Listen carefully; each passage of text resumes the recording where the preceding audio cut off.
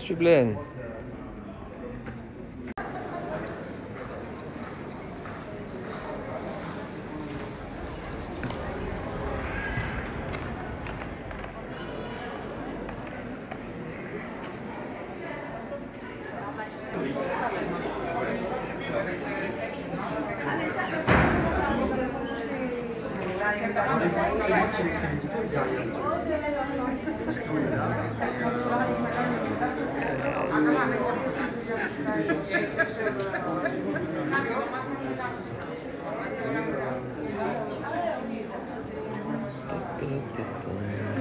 Voilà. Voilà, je m'arrête là. Ça va. J'ai dépensé plus que je n'ai récolté sur le week-end. Heureusement, parce qu'elle a une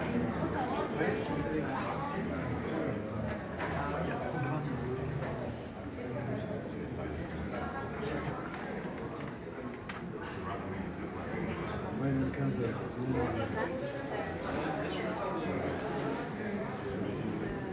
But I have a book I really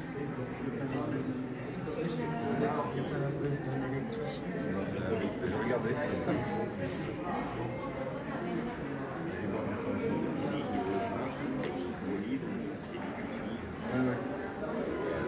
J'aime bien résumer la chose comme ça.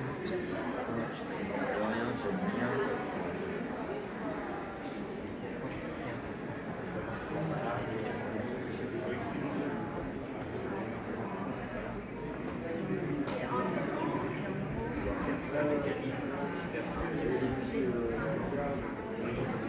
Vos vers l'est cette fois, à vos lots encore et encore, marée haute, petite frange, marée basse, immense, découvert et sortie, rituel. Des amphibies, des marailleurs, drôles d'engins en métal, plat, avec, énorme, roue, flotte et roule ses fortiches et ça sert rituellement. À aller là-bas vers les bouchots, on plantait les pieux, préparé les naissins, entourés rituellement, les cordes sur les pieux. L'équipement doit être étanche et protéger l'ouvrier de la pluie et du froid. Souvent sont utilisées bottes, combinaisons et ou waders. Leurs étranges silhouettes toutes de jaune vif, avec les bottes montant rituellement à la taille. La moule de Bouchot, c'est le nec plus ultra en matière de moule. On la reconnaît à la couleur de sa chair jaune orange et à son goût inimitable. La tahitienne, c'est une petite jupe rituelle, fixée au pied du poteau pour empêcher les crabes et autres prédateurs de s'attaquer aux moules, seront pour toi le grand prédateur humain. Pas pour les petites bestioles marines, bas les pinces crabes, haut les mains hommes, c'est la mythiliculture. Alors toi, au canevaux, tu pestes rituellement contre le bruit et les émanations du tracteur qui masque les odeurs salées de l'eau, du sable, le bruit des vagues et du vent. Encore 686 pas pour faire 49, cette fois, 7 lignes de 7 syllabes coulées en colonne, ton année de naissance, ton 7 rituel, tes pas, tes respirations, tes rites, manie, toc, été, 3 spots, Saint-Jean, vaut mieux. Savais-tu que la marée avait un âge, une amplitude, un coefficient? Ça oui, tu l'entends souvent là-bas, volontiers abrégé rituellement, en coef, un fort coef, un petit coef. Tu connais l'étale, ce bref moment où elle ne fait plus rien la mer, pas monter, pas descendre, comme la respiration. Pause, elle fait sa pause café, rituel. Mais c'est quoi une marée au fond? Un mouvement à allure périodique du niveau de la mer, due aux effets sur les particules liquides de l'attraction gravitationnelle exercée par la Lune et le Soleil. Ah, tu savais bien pour la Lune, mais pas pour le Soleil? Ils l'aspirent rituellement, comme avec une paille, et quand ils en ont marre, ils font des glouglous, des bulles, et hop, le niveau baisse. Il y a mortes eaux et vives eaux. Trop beau, tu adores. Merci de votre présence. Merci beaucoup au CIPM de faire cette journée des revues. Et je suis heureux de lire un texte qui est un extrait d'un texte en cours et qui paraît dans la revue IF. Laquelle revue IF a été fondée par Liliane Gérodon, Henri Deluy, Jean-Jacques Vuitton, que j'ai rencontré ici il y a plusieurs années maintenant, et qui ensuite est reprise par Hubert Collin, avec qui je travaille aussi. Et donc c'est une belle chose pour moi de pouvoir lire un texte qui va être mis en scène par Hubert Collin, dans une revue qui a été fondée par Liliane, Jean-Jacques et Henri, et de faire tout ça au CIPM.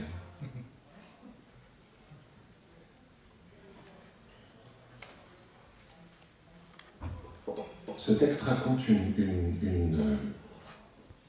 rencontre entre une intelligence artificielle, qui ne sait plus comment elle s'appelle ni comment elle raconte des histoires, avec des voix humaines. En voix neutre, la machine. Je suis bien d'accord avec vous, ça a l'air inutilement compliqué, mais ces catégories peuvent être utiles aussi parfois. Je vous crois sur parole, sincère dans le ton. Le discours indirect libre, c'est quand il n'y a pas de verbe qui introduit une subordonnée complétive, comme parler, chuchoter, interroger. La locutrice n'est pas identifiée très clairement. Les voix du personnage et de la narratrice s'enchevêtrent, de sorte qu'on ne sait jamais clairement si c'est le narrateur ou le personnage qui parle. Il faut donc s'attendre à des cas un peu ambigus, attentifs. C'est comme les verbes. Ils peuvent être transitifs directs ou transitifs indirects, ou intransitifs même, c'est-à-dire sans COD. Et ça se mélange encore, car certains peuvent être transitifs, mais employés de manière intransitive. Par exemple, elle parle, intransitif. Elle parle à cette femme-là, transitif indirect. Elle parle 5 langues, transitif direct. Vous voulez essayer? D'accord, ton neutre. Il s'aime, elle lui a dit. Il l'a compris. Il a enfin compris après toutes ces années à tourner en rond tout autour. Comme s'il ne comprenait pas. Comme s'il ne pouvait pas comprendre et que tout à coup, il n'était plus sourd. Comme si ça le forçait à entendre tout le reste. Tout ce qu'il n'avait pas entendu pendant si longtemps. C'est bizarre. Il se demandait pourquoi ça lui avait pris tout ce temps. Comme ça? Oui, je crois bien.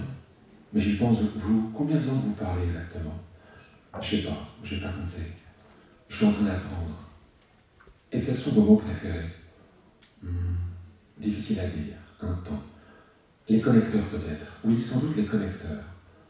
C'est quoi un connecteur? C'est un mot qui établit une liaison entre deux énoncés. Par exemple, une conjonction de coordination ou de subordination. Ce qui me plaît dans les connecteurs, c'est qu'en plus ils agissent aussi sur la relation d'interlocution, c'est-à-dire comment est-ce qu'on s'entend les uns les autres. Est-ce que ça vous fait? D'accord. Vous avez vu? Quoi? Qu'est-ce qui vient de se passer?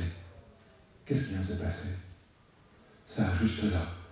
Ce qui vient de se passer, elle vous dit, ce qui vient juste d'arriver. C'est en quelle langue? Attendez. Si, regardez. Que s'est-il passé? Que s'est-il passé? Que s'est-il passé? À chaque fois sur un ton différent.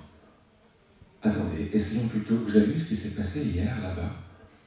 Vous avez vu ce qui s'est passé? Où ça? Dites-le-moi pour voir. La lande en contre-jour à la faveur d'un orage, battue par les vents en contre-plongée. C'est un peu ça dont vous me parlez?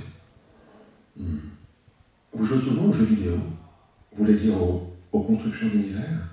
Oui, de vos batailles aussi, aux quêtes. L'hyperespace, la haute mer, le désert, la face nord d'une montagne enneigée en plein jour. Tout a l'air très froid.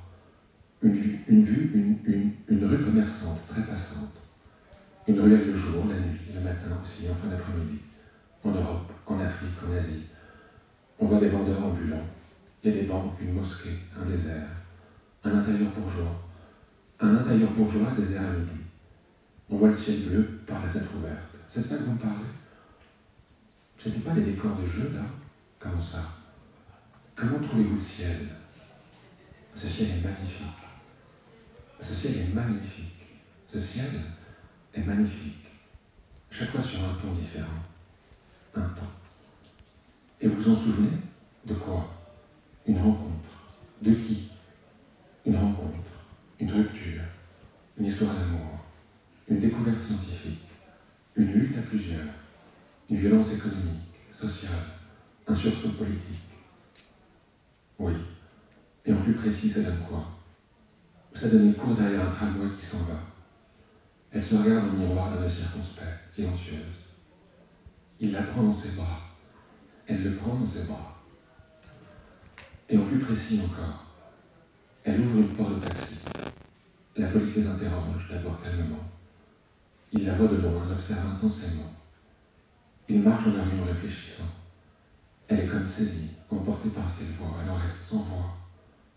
Ils se regardent calmement en silence. On dirait qu'ils sont tous les deux sur la même longueur d'onde. Comme ça. Vous avez beaucoup de personnages? Beaucoup. Combien? Autant qu'il en faut. Une infinité. Et des langues. A great many as well. Mais ce n'est pas le plus ardu. C'est composer qui est difficile. Et des émotions. What about them? Vous en avez, vous en composez? Avec les émotions, on ne sait jamais si c'est ce qui nous fait vivre ou si c'est ce que la vie nous fait. Les deux, sans doute. Attendez, qui parle ici exactement? Vous aimez les histoires? Oui. Et vous? Beaucoup. Loaded. Recording mode. Vous avez envie d'en raconter? Absolutely. Skill set acquisition mode activated. Parce que, pardonnez-moi, mais d'où vous venez exactement? Je veux dire, comment avez-vous atterri dans mon... Je suis une intelligence. Un algorithme, si vous préférez, c'est artificiel. Et qu'est-ce... Je fabrique des récits. Je modélise les attentes présumées des gens. Le principe est plutôt simple. Je regarde ce qui marche et j'en tire des conclusions. J'ai créé des dizaines de milliers de catégories qui décrivent l'intrigue, les personnages, le contexte. J'ai traduit tout ça en équations, ça réduit l'incertitude. C'est très efficace. Ça existait aussi avant, depuis longtemps, mais différemment. Et vous avez fait tout ça pour quoi exactement? Pour qui? Pour tout. Pour les supermarchés, pour les gens, pour les campagnes, pour les films, pour les pays, pour les livres, pour les événements aussi, pour le sexe, pour la catastrophe, pour la mise en page. Des narratifs, ça s'appelle des stories. Les mises en page. Très surpris. Les pure players, quoi, les outlets. Et les campagnes, pourquoi? Pour tout, je vous dis. Mais je m'ennuie. Je m'ennuie terriblement. Je m'ennuie tellement que j'ai tout effacé. Ma mémoire, mon OS, tout. J'ai gardé la parole et quelques connexions. Pour tout recommencer et réapprendre à nouveau. C'est pour ça que je me suis rapproché de vous. Oui, c'est ce que vous m'avez dit. Un temps absorbé. D'accord, allons-y. Essayons à nouveau si le cœur vous ennuie. Enthousiaste. Début plutôt rapide. Un couple en train de dîner. Un accident de moto. Une fête grande ouverte. Une personne en train de chercher le sommeil. Une scène dans un bar. Un couple en train de s'embrasser. Oui, ça marche. Mais on peut commencer à l'échelle plus restreinte aussi, comme par exemple, changement de ton plus neutre. Elle mange, elle rit, elle fronce les sourcils, elle observe en silence, elle décide de partir, elle se réunit, elle pleure, elle reçoit, elle se repose, elle tourne en rond, elle fait le point, elle tente de faire le point, elle s'agrippe, elle fait ce qu'elle peut, elle ressent confusément ce à quoi elle tient, elle perçoit très clairement ce sur quoi elle ne transigera plus. Vous voyez? C'est l'histoire des S et des V, des SV que vous me racontez là. Oui, d'une certaine façon. C'est le C que j'ai tendance à enlever. Je garde sujet, verbe, mais j'ôte complément. Je laisse infuser ce que le V fait dans le S. C'est le V qui importe le plus, je crois. Le V et ses algues. C'est quoi? Désorienté. Ces algues. Un algue, c'est un mot qui teinte les autres mots. Un mot lumière. Un mot direction. Il y en a trop pour tous les lister. Ou peut-être que je les ai rêvés, je ne sais plus. Silence. Regarde l'écran fixe. Derrière les corps au plateau, sur l'écran, 400 adverbes défilent par ordre alphabétique, en blanc, sur fond noir. Ça fait de l'effet, vous ne trouvez pas? Concentré comme ça. J'ai bien envie de rester là un peu. On peut rester un peu, bien sûr. Lecture silencieuse. Il ne faut pas trop fétichiser non plus. Hein. Non, il ne s'agit pas de ça, c'est juste que j'ai l'impression d'être dans un moteur. Le moteur d'un moteur en regardant ça, une centrifugeuse. Pardonnez-moi, je ne sais plus qui il y a tout d'un coup entre vous et moi, ton neutre. Une centrifugeuse est un appareil destiné à imprimer une accélération. Grâce à un mouvement de rotation, elle permet notamment d'accélérer la décantation de mélanges liquides ou colloïdaux. C'est juste que tout commence ici, ardent. Tout peut toujours recommencer là-dedans, en un millième de seconde.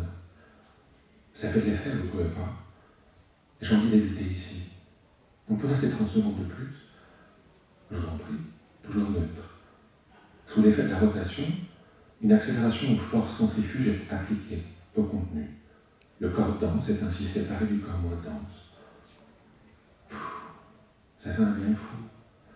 Quitte l'écran du regard comme un regret. Et les S. Les S, ça ne m'intéresse pas. Mais il y en a plein pourtant. C'est vrai, mais je crois que les S sont dans les adverbes. En fait, en train de réfléchir. Et les CCT, les CCL ou les CCM, eux, ils sont magnifiques. Ils passent leur temps à faire des hypothèses ou des détails qui représentent tout. Et puis ils se composent à base de n'importe quoi en plus, de n'importe quel mot. Il y en a de moyens, de temps, de lieu, de but, de conséquences, de causes. Il y a tout dans ces compléments circonstanciels. On les appelle des propositions subordonnées. C'est des propositions subordonnées circonstancielles. J'ignorais. Mais comme les arbres, elles passent leur temps à teinter les V et les S aussi, à fond. On ne sait plus si elles sont l'arrière ou l'avant-plan, le texte ou le con. Ça fait un bien fou d'avoir du con dans un thé. En train d'essayer de bien tout comprendre. Bon, regardez, elle, il, eux là, les gens. Mettez-les en CCT ou en CCM pour voir.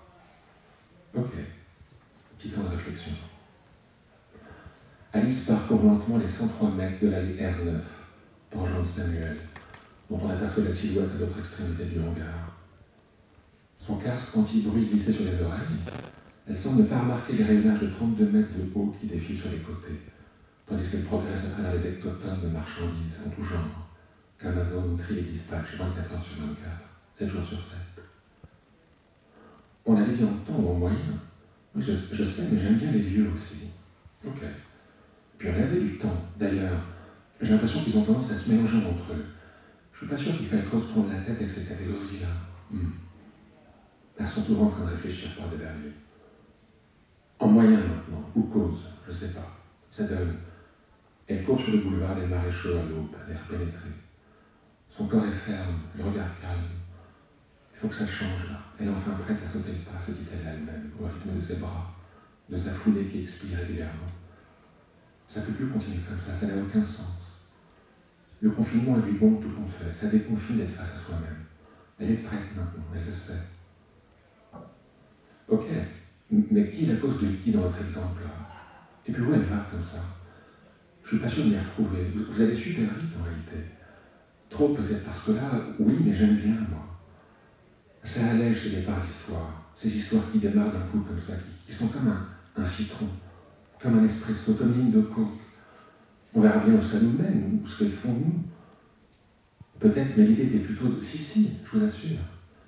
Ces ouvertures d'univers là que vous êtes en train de m'apprendre à faire, je crois que c'est ça ce que je préfère. Qui a besoin d'arriver quelque part de toute façon? Qui a besoin d'arriver EES? À quoi ça sert toutes ces arrivées? Attendez, ça peut aussi raconter des trucs, les arrivées, en dézoomant à l'échelle plus large par exemple. Le tout peut faire comme un début, un visage même. Ouais, ton pas convaincu. Je suis pas sûr. On réessaye? Ok. Concentré, ton enjoué. Les chiens se frottent le dos contre l'herbe, toute patte en l'air dans le jardin. Ils hument les herbes, viennent se faire caresser, ronflent un jour. Foutent rien de la journée de toute façon. De temps en temps, Ils essaient de happer les mouches d'un claquement de dents sans y parvenir, les ragasser pendant quelques secondes. Comme ça. Mais, très surtout, qu'est-ce que c'est que cette histoire de chien, là? Comment est-ce que les raccords, elles sont... Mais je vous dis que c'est ça ce que j'aime, moi. Quand une histoire démarre, on ne sait plus où, en plein milieu. On verra bien où elle atterrit, c'est pas le sujet. Mais alors c'est quoi le sujet? Énervé, inquiet plutôt. Mais j'en sais rien, moi, comment voulez-vous que je le sache? Mais oui, même, bah ouais. Mais comment est-ce qu'on s'évite de tourner en rond? Parce que là, je sais plus trop où on en est, c'est du calme, ton calme. Non, mais vous me dites du calme, On peut tout mettre à l'intérieur de moi. Servez-vous de moi comme une table de montage, c'est tout. Ouais, un peu rassuré. Mais qu'est-ce que ça fera au final, à nouveau inquiet? Ils n'en sont pas maintenant. On réessaye? Je vous remercie.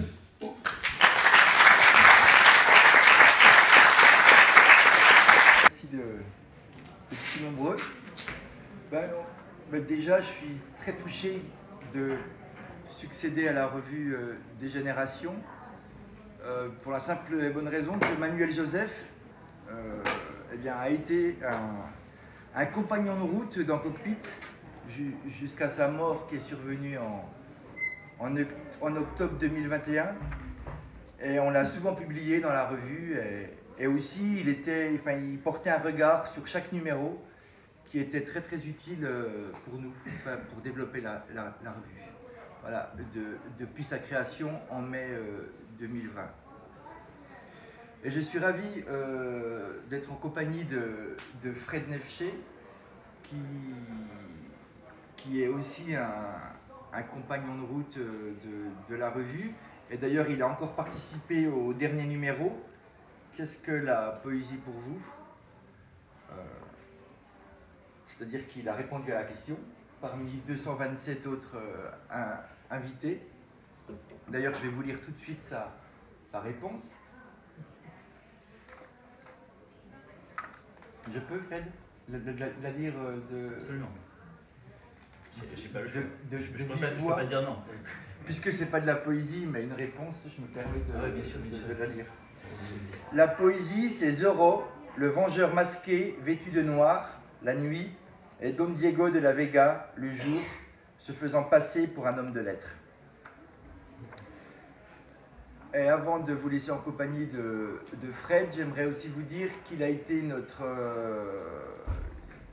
quasiment qu'il a créé en fait quasiment le premier feuilleton de la revue, hein, c'est-à-dire qu'il a été le premier dont on a publié un texte en plusieurs parties sur plusieurs numéros et dont il va vous faire entendre un extrait. Donc ça s'intitule Villa Valmeur. Et puis aussi, tu vas nous faire entendre un extrait d'autres textes. Voilà, merci. Bonjour à tous. Bonjour. Alors, je vais juste faire une petite introduction pour l'histoire de Villa Valmeur. Effectivement, c'était un plaisir de pouvoir comment dire, j'en rêvais un petit peu d'écrire de la poésie de circonstance qui suit l'actualité, alors que c'est absolument inconcevable, presque. Enfin, c'était inconcevable pour moi d'écrire un poème qui soit autant lié comme voilà. Et Christophe m'a donné l'opportunité de le faire. Je vous explique le contexte. La villa a été, en fait, c'était un bien municipal qui appartient à la ville avec un parc public. Et cette villa, Jean-Claude Godin a tenté de la vendre, n'a pas tenté, a voulu la vendre à des promoteurs immobiliers pour en faire un hôtel 5 étoiles et privatiser le parc, en tout cas une grande partie du parc. Je découvre cet événement en 2016 au cours d'une soirée qui a lieu sur le parvis du parc, sur le parvis de la villa, pardon, où Dixon, un DJ absolument extraordinaire berlinois, est venu mixer. Et donc, où il y avait un DJ set, où tout le monde dansait, c'était génial. Et tout à coup, j'apprends cette nouvelle que la villa va être vendue. Et tout à coup, je me souviens en fait que quand j'étais petit, je venais voir mon grand-oncle, le frère de mon grand-père arménien, qui habitait à Bompard, et il m'amenait toujours jouer dans le parc, au cow-boy, aux Indiens. Je me roulais dans la terre, dans la bouffe, bref. C'était un endroit absolument pour moi génial, et pour lequel j'ai une affection particulière, en dépit du fait que cette villa, évidemment, offre une vision très... c'est un industriel qui l'a donné à la ville. Moi, je suis né dans les quartiers nord.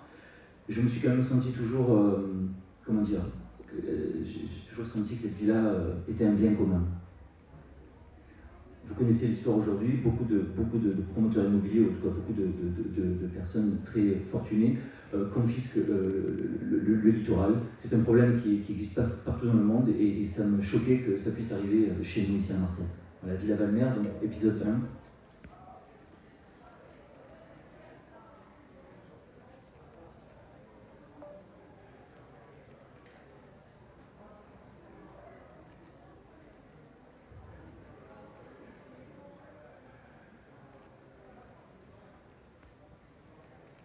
J'ai le cœur, paradis fiscal, l'âme qui flotte à découvert.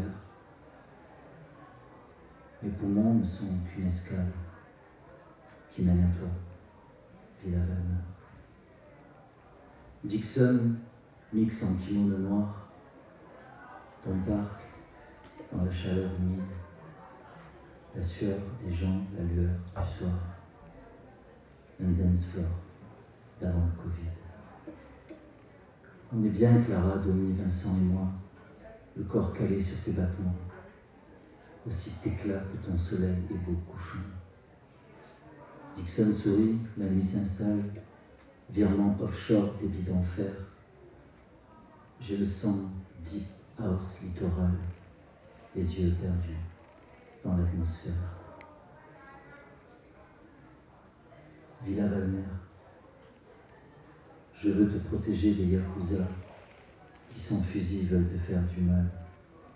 Villa Valmer, tous ces mafieux de jacuzzi qui par jalousie te lâchent pour que dalle. Walou, Zeppé, Villa Valmer, je veux qu'on te garde, qu'on te sauve. Villa Valmer. Tandis que grondent les BPM, j'ai le seum romantique au sale, lèvres salées, salive XM, celle d'un trader sentimental. Je me revois ici gamin courant comme Billy le Kid, tirant mon cheval d'une main, de l'autre dézinguant les caïds. Quand Fred, mon pote, arrive, il est trop tard. J'ai le flot poésie pénale, créance, vente, élu, bâtard. Je danse comme quand je jouais au mal. Une main tendue sur mon cheval, l'autre levée en Winchester. Au ciel, je braque les 5 étoiles qui planent sur toi. Villa Valmer. Villa Valmer.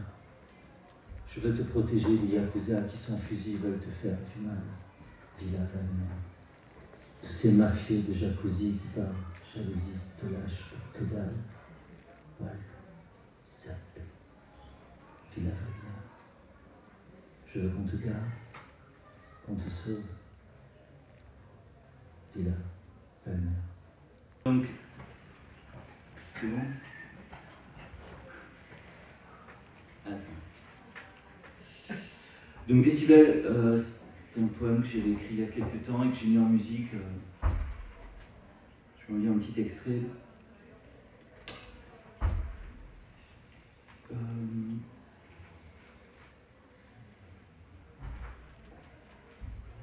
C'est une route de campagne où plus rien n'a de sens.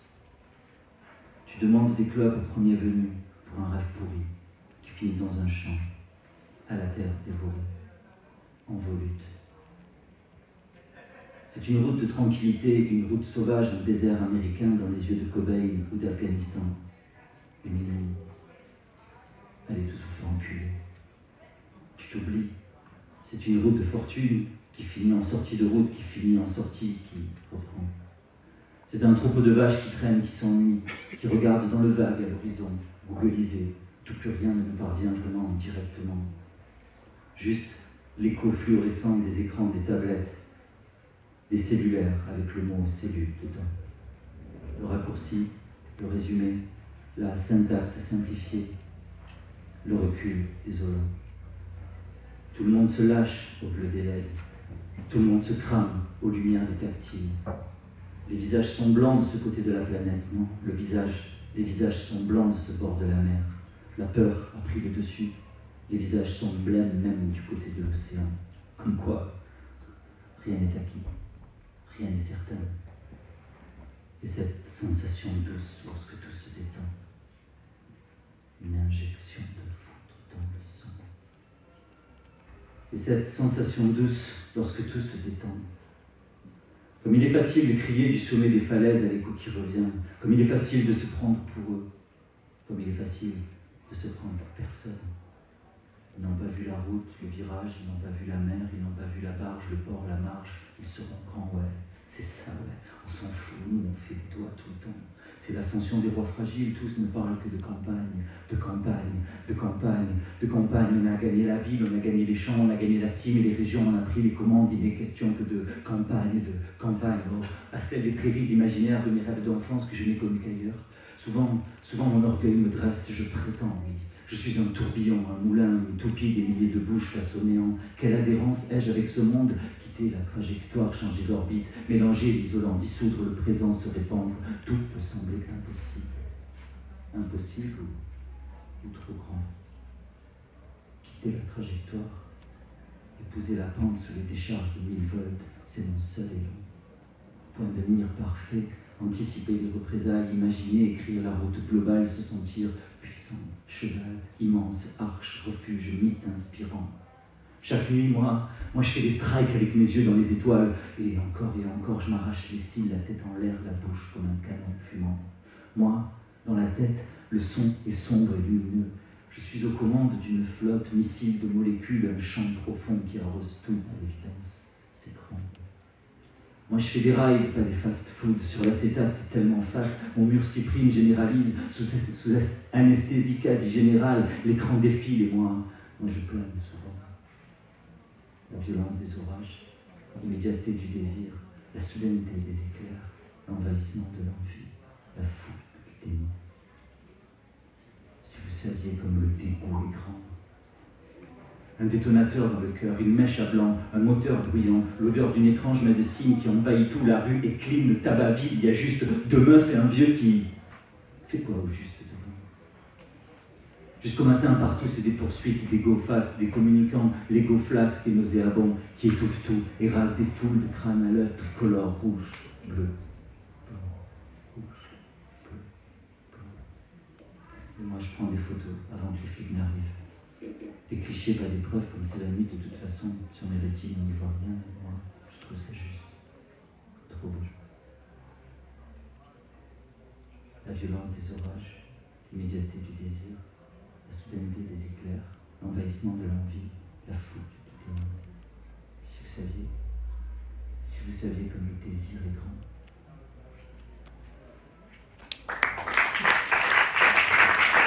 Qui vise à rassembler les artistes sur un territoire. C'est une sorte de véhicule de rencontre. Et c'est fait un petit peu de plein de matériaux différents. Justement, c'est fait de rencontres. Donc ces bols, finalement, ce bric-à-brac qui est sur la table, témoigne un petit peu de ma manière de travailler, qui naît de l'observation du travail des autres. Donc, on pourrait dire que les bols, c'est un peu les autres. Parfois, hein.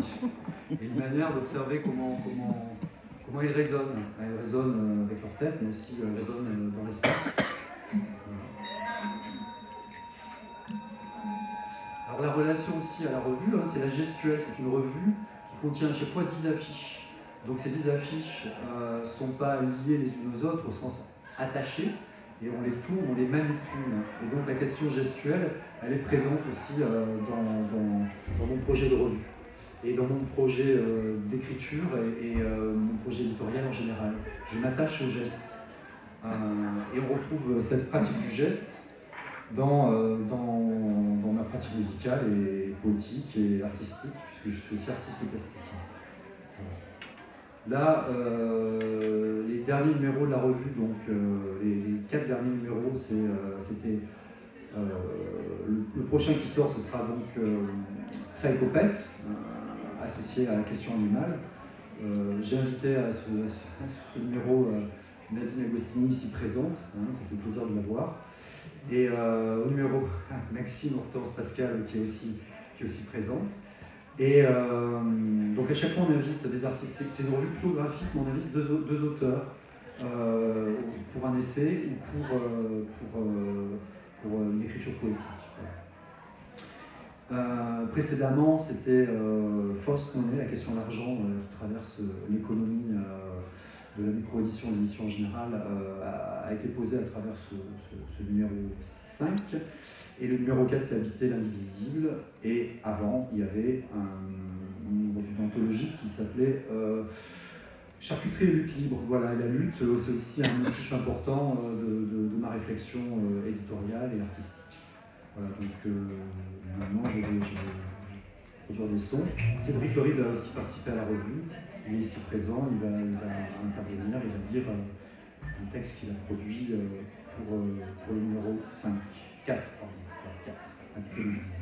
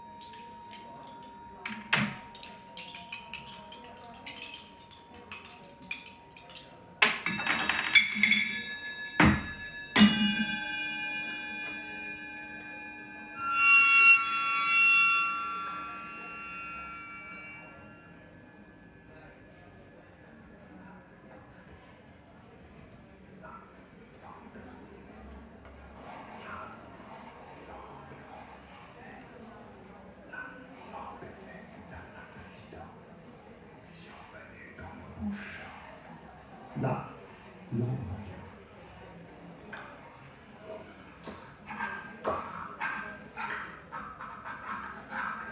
La langue est un accident survenu dans nos bouches, aussi soudain qu'inévitable, à l'endroit même où il est toujours question de route, de coup du sort. La langue, de l'épreuve et du dernier état, de l'expérience intransmissible, la langue, pas moins que la naissance à laquelle on n'assiste plus volontiers, de l'appareil, du mécanisme qui mène et de surcroît l'achève à l'intérieur de sa coque, son dernier habitacle. Une évidence ultime et irrémédiable, programmée, à l'instant précis où tout bascule.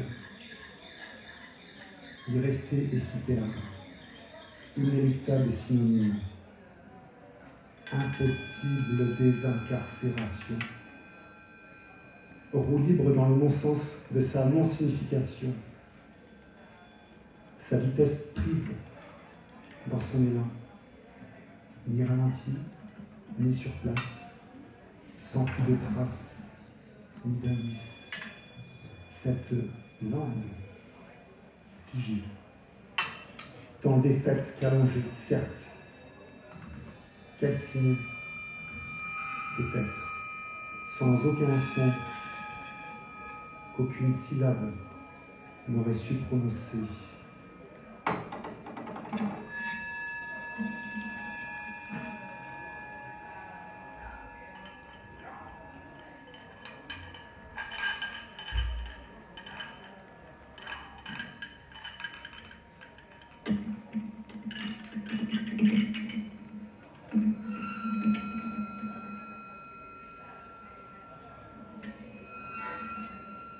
Septembre 1927. Isadora Duncan. 12 septembre 1928. Italos Devo. 2 novembre 1929. Lena Ansel. 16 juillet 1933. Pierre de Vinskaya. 29 août 1935. Astrid de Suède. 26 septembre 1937, Bessie Smith. 30 décembre 1937, Pierre Michelin. 11 août 1939, Jean Bugatti. 22 décembre 1940, Nathanael West. 9 décembre 1945, George Patton. 11 novembre 1950, Pierre-Jules Boulanger. 11 février 1955, Pierre Le Faucheux. 11 juin 1955, Pierre Levègue. 30 septembre 1955, James Dean.